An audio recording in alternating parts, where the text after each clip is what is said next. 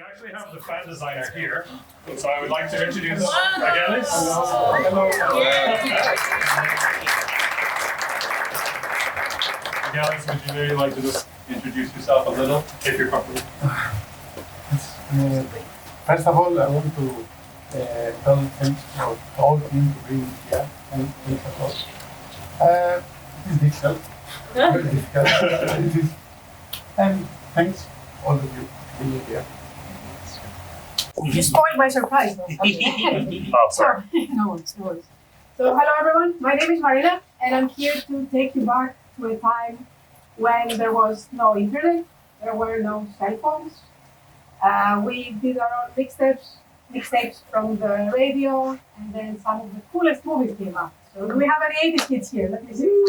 Kind of. I'm not alone there. So, we have, as Jordan mentioned, we have a special 80s kid here to join us this time for the first time. So, Vaggelis, are you ready I'm ready. to see your model? Let's go.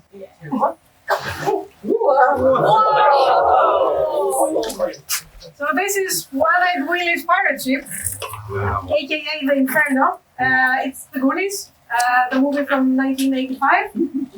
And then I will turn it around. So this is the front side. Before I say anything else, we had our own Goonies team here working on the model. So we worked on this together with Markus Rollbühler, excuse my accent. And then Gerardin worked on he had some great ideas for functions, and he also did something else, wink wink, you will see later. So let me guide you through the model. Spoiler alert, thanks to Vaggelis' amazing layout, 90% of the movie is spoiled in this set. If you haven't seen it, I'm sorry, but that's the way it is. It's been on for a while. So yeah, we start from the Fratellis hideout, which is an old abandoned restaurant. And then we have fresh, clear, muddy water for the boys to drink. And then we have a blender that was used to torture Chunk. Disclaimer, no Lego minifigures were harmed in the making of this model. And then we have, you can see, and then we go down the stairs to go to the basement, where Sloth here is in his dungeon room, watching a cult pirate movie starring Vaggelis in the TV. And then we have a fridge here. We removed the dead body because it was wearing polyester rags, but we kept the ice cream. So and then we have a money printing machine. So we wanted to add more value to the set, so you can buy it and then print your own money. So that's a good idea. And then you open the secret fireplace door, and then you go down the first of the caves. The first of the caves is where the pipes are. So we have the pipes here, and then you enter this cave where you find what's left of Chester Copperpot. But then you need to be careful because before this, make sure you grab this nice little printer tile, because you want to use it in the next cave. Let's see if I can do this. Okay? Maybe not. So go ahead, try. I don't know. You don't know? In the two sides. Yes. Okay. Put it there. How are we supposed to turn it? Do you remember the movie? Perfect. So we get the trapdoor and we go down. Be careful not to hit the spikes. We have something to avoid that. And then we go through the skeleton door, and then we have to balance our way through the fallen mast, and then we climb up to the famous skeleton organ. So the skeleton organ works. If you press the wrong keys, then the floor drops.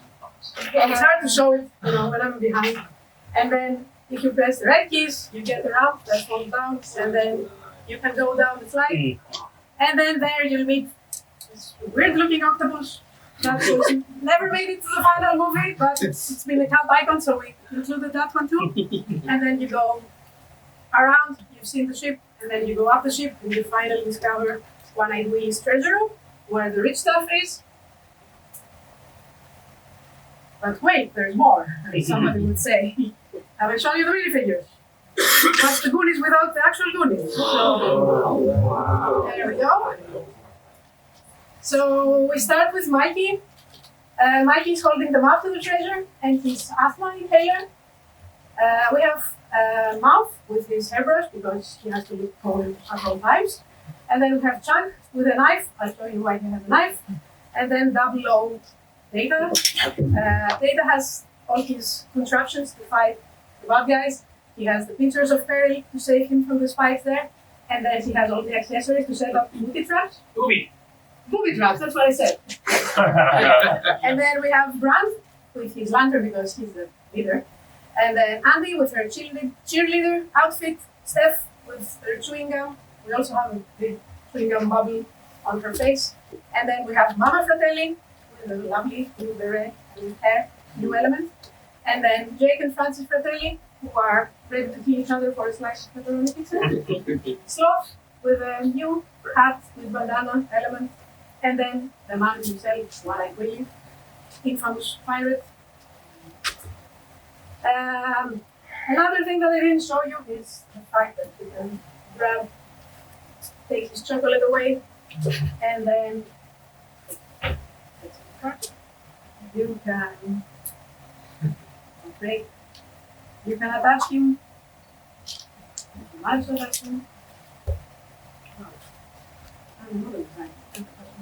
And then he can slide down the sails. There's also a neck bracket that you can attach Chunk with a knife on him so they can go down the sails for some extra pirate fun.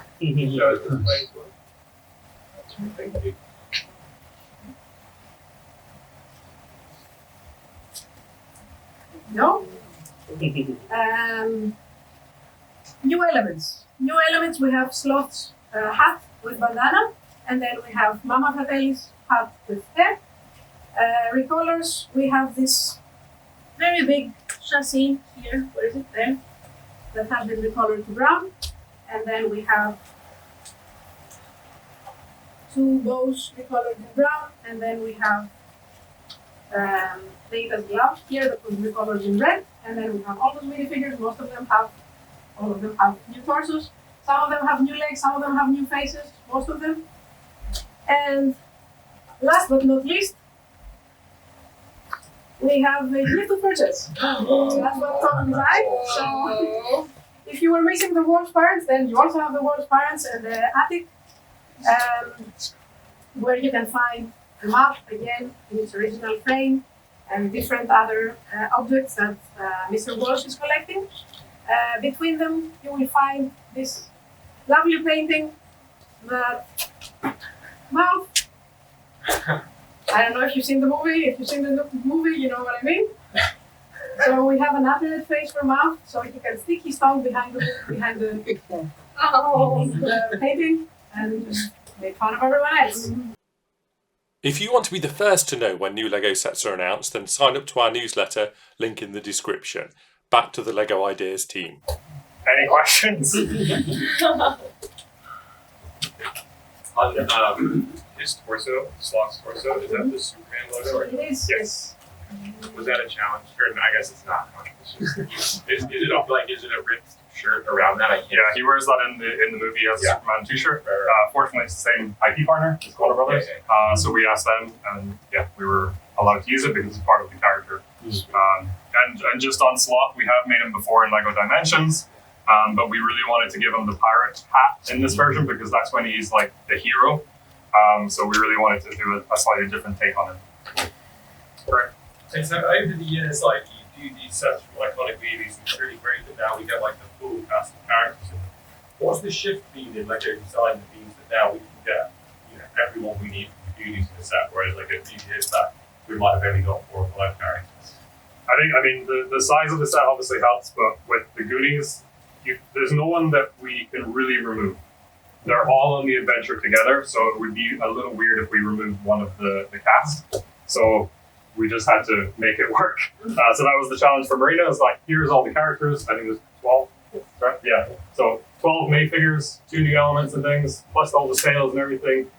You need to make that work. And that was part of the design challenge to get them in. Yeah. How was it seeing your set come to life? And how much involvement did you have in the creation of the set? First of all, when I approached this design, I'm a pilot fan, and I know there exist a lot of very, very nice pilot ships, but for me, this very obviously, I don't want to create a ship. I want to create the storytelling of the whole thing. So I create the whole adventure, and the main goal is exploration. And the whole experience is crazy. It's crazy. I don't have the right word for the feeling. Every meeting it's like, whoa. I don't have it. Whoa. Something like that. It's crazy. From childhood I designed many things, and when you see that, I thought the first day it seems like I drive a car. Personally, I drive a car and I'm screaming like that happened like that. And being here, Bill? It is more crazy. I don't expect that at all. So when the team communicated with me, they tell me we have this idea, what happened, what else happened. That's it. So, So Marina, what was it like making sure that you had a ship that could actually incorporate all of these rooms and fit those in and kind of just have a scale that would be suitable for that? It was mostly based on Vaggelis' idea, which was very, very clever, to kind of have half of the ship and then half of the caves in front. But exactly because Vaggelis' idea was so good and so solid, it was kind of hard in a way to change the layout, but it also the layout made sense because it followed the sequence of the movie. We had to downscale it, of course, because his submission was huge. We built the base when we started working on it, and it was really, really big. But sometimes when you work digitally, you cannot get the full scale of things, even if we can. So it was a challenge to get, because we also wanted to have the treasure room, which wasn't in Vaggelis' original submission. So it was a challenge to set up the rooms in a way that all the levels and the heights were correct, and then you could pass the minifigures through them because it's a minifigure scale set, and then they would make sense and be accurate to the movie. But we had a good base to start from. Things. Just taking a look at how you're talking about it, it almost feels like a spiritual successor to the D&D set. I was wondering, how does development of other ideas set help inform future idea product? Have you learned anything that you then incorporate into it? Since each one of us works on different sets, of course we take into, I can't use the D&D knowledge because I haven't worked on that set, but the more sets we work on, the more we collaborate with the team because we always spar between us and ask for feedback. We get feedback, and also from the team inside, but also from fans and people who react to it when they see it. So it's always any kind of experience is a good experience, and we try to use whatever we have to improve both our processes and the end result of the movie. Okay, and then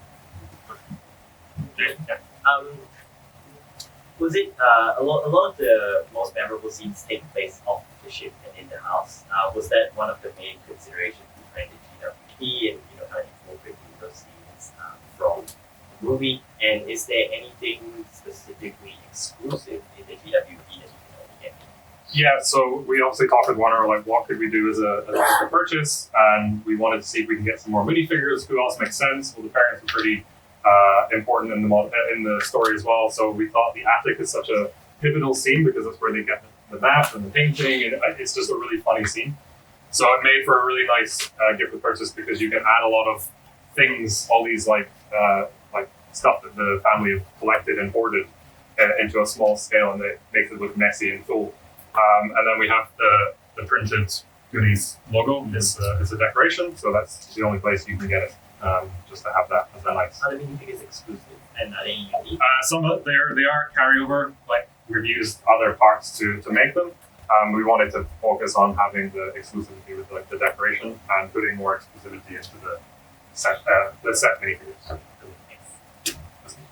With working with the IP partner, were there any things that they wanted to see included that weren't in the original fan model, or any changes that they wanted to ensure were absolutely present in the design? I think they were mostly happy with what we Yeah. showed them. They didn't ask for anything more than what we have because we have like most of it already. Yeah. The cutscenes we have. So. Yeah, I don't think there was anything specifically called out. They were very excited. And it was funny because we were working on this, Willy Wonka and Gizmo all at the same time, and it's all Warner Brothers properties. So it was a really fun process to kind of take them through those three very different models and get all the feedback from them. Awesome. Can I ask a follow-up? Yeah. Thank you. So there was the printed decoration on the purchase. Yeah. And remember with a lot of the other sets that we've gotten that are movie scenes, there's like a piece in the front that is represented. Is there anything that says Goonies or that says a quote from the movie or anything on this set? Not on the model. Okay. It's a little bit different from some of those movie scene Yeah. models we've done because they have like a black base and Right. they're more of a diorama, whereas Yeah. this was more of like a big kind of playful display model. Yeah. So that's why we included it on the gift with purchase, just so you could have it in case you want to stick it on your model somewhere. So this is the third, well actually the fourth iconic pirate ship this year with Lego, with so many different pirate ships coming out. And the layout reminds me a lot of Radier, in the design. Was there any interesting like cross collaboration between teams with so many different unique pirate ships going on all at once? We did, see and talk about, what was in that set, what was in that set. And I think that what makes this set different from all the rest is the cave layout and the whole storytelling aspect of it. And also it's a different target group. So, one piece is for younger people and this is for older people. Mostly, yes, 80s kids, as we said before. So I think, it has some things different and I'm sure that, pirate fans are always happy to get more pirate ships. No one will complain. Maybe next year. Oh, Tim?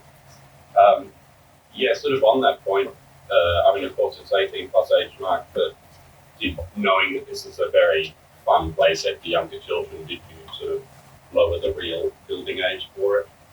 Or are there advanced techniques that... There are some advanced techniques, I would say, and some hard to handle, but some of the functions or some of the things that you play with, they require thinner fingers. So maybe it's suitable for younger people as well. Older ones. We've been asked to pay better attention to age marks when we review sets, and it is less applicable to ideas, I think, because you will need to consider. But it's another scope. Yeah. But like Tom, who is also giving input on the functions, he comes from Lego Friends and he's amazing at doing these really tiny functions that are actually quite simple to build. So when you see this out or get to play with it, you'll see that they look a lot more complicated than they actually are. Yeah, so this is the second Sean Astin minifig of the year. Do you cast the same minifig head, or do you take that into consideration when making different IP with the same actor? Yeah, we obviously have a lot of actors that are in different franchises, and sometimes they look very similar, so it doesn't make sense to make a new face or anything. But for certain sets, we do want to have a unique face for them. So yeah. We also have Josh Brolin, but he's very young. This movie. He's also not. He's not purple in this one. So. Right. What's the technique or thing that you solved that you're happiest with in set, right? The trickiest part, I'll turn this around, and Markus helped a lot on that, was this front part of the ship. The ship, all this side is built on plates and then it's clicked into place at an angle. So this part was combining curves and angles, and it needed to be thin enough so that it had like more room for the caves at the front side. So this was the trickiest part of the week, and a bit this. So the front and the back of the ship, I would say. If you're the biggest Goonies fan, then head over to blocksmag.com and you can read more from the LEGO Ideas team as they get even deeper into the development of this particular set. You can also find out all about our monthly 116-page magazine, specially written with exclusive content for deep LEGO fans. You'll absolutely love it if you've enjoyed this video, so go and find out about our great value subscription packages. And subscribe to the channel so you don't miss any more videos from the Blocks team.